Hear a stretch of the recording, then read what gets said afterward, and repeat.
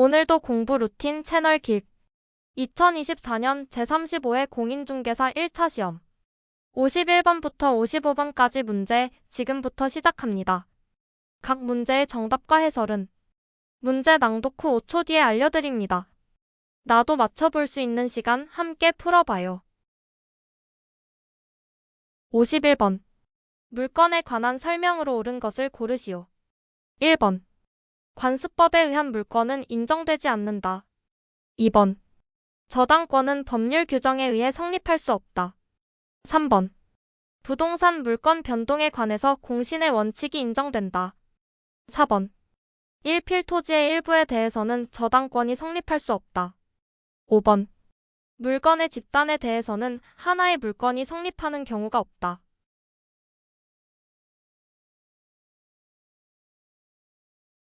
정답은 4번입니다.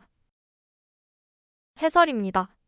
민법 제370조에 따라 저당권은 부동산 전체에 대해 성립하므로 등기된 1필지 토지의 일부에는 원칙적으로 저당권이 성립하지 않습니다. 단, 일부에 대한 구분 등기가 되어 있거나 명확하게 특정되는 경우는 예외가 될 수 있으나 일반적으로 일부에 대한 저당권 설정은 허용되지 않습니다. 따라서 4번은 옳은 설명입니다. 52번. 등기 없이도 부동산 물건 취득에 효력이 있는 경우를 모두 고르시오. 보기 기억, 매매, 보기 니은, 건물 신축, 보기 디귿, 점유 시효 취득, 보기 리을, 공유물의 현물 분할 판결. 1번. 기억 니은. 2번. 니은 디귿. 3번. 니은 리을. 4번. 디귿 리을. 5번. 기억 디귿 리을.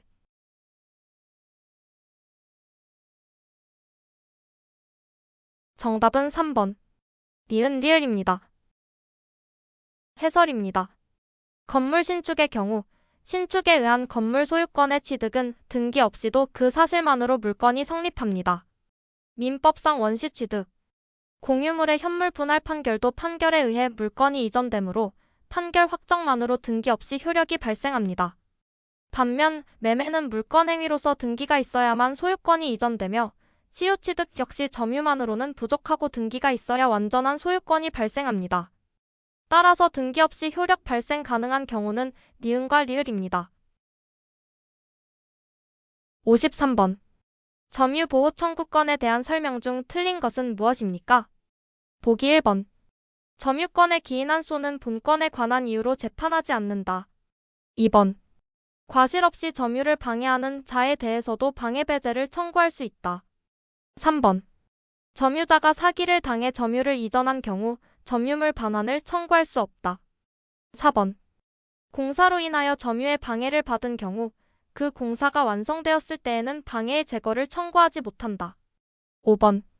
타인의 점유를 침탈한 뒤 제3자에 의해 점유를 침탈당한 자는 점유물 반환 청구권의 상대방이 될 수 있다.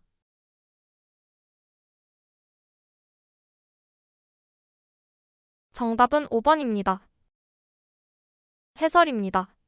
1, 2, 3, 4번은 점유보호 청구권의 기본 원칙 및 판례에 부합합니다. 그러나 5번은 틀린 진술입니다. 점유권은 상대적인 권리이기 때문에 침탈한 자가 제3자에게 침탈당했다고 해서 최초 침탈자에게 점유물 반환 청구권이 인정되지 않습니다. 침탈 자체가 불법인 이상 침탈자는 점유보호의 주체가 될 수 없습니다. 따라서 보기 5번은 점유권의 보호 취지에 반하며 틀린 설명입니다. 54번. 갑은 자신의 토지를 을에게 매도하여 인도하였고 을은 그 토지를 점유 사용하다가 다시 병에게 매도하여 인도하였습니다. 갑과 을은 모두 대금 전부를 수령하였고 갑을병 사이에 중간 생략 등기에 합의가 있었습니다. 다음 설명 중 옳은 것을 고르세요. 1번. 갑은 병을 상대로 소유물 반환을 청구할 수 있다. 2번. 갑은 을을 상대로 소유물 반환을 청구할 수 없다. 3번. 병은 직접 갑을 상대로 소유권 이전 등기를 청구할 수 없다. 4번. 병은 을을 대위하여 갑을 상대로 소유권 이전 등기를 청구할 수 없다. 5번. 만약 을이 인도받은 후 현재 10년이 지났다면 을은 갑에 대해 소유권 이전 등기를 청구할 수 없다.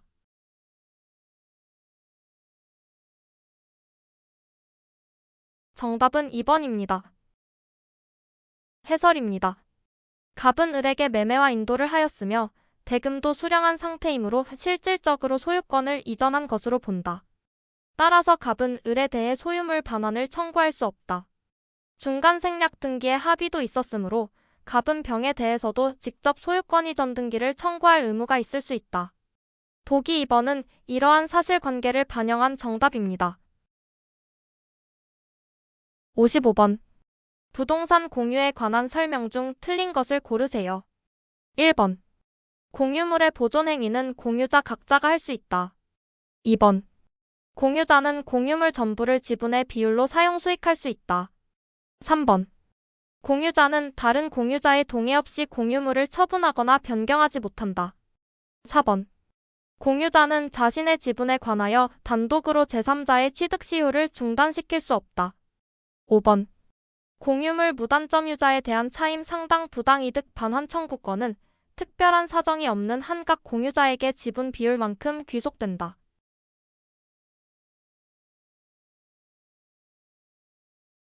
정답은 4번입니다. 해설입니다. 공유자는 자신의 지분에 대해 단독으로 시효 중단의 조치를 취할 수 있습니다.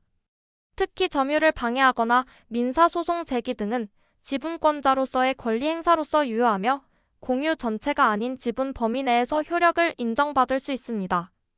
따라서 보기 4번은 잘못된 설명이며 나머지 선택지는 모두 판례 및 민법상 공유관계의 기본 원칙에 부합합니다.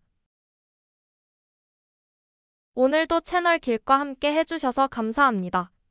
다음 영상에서는 55번부터 60번까지 함께 풀어봐요. 공부 루틴은 채널 길. 구독과 좋아요는 영상 업데이트에 큰 힘이 됩니다. 감사합니다.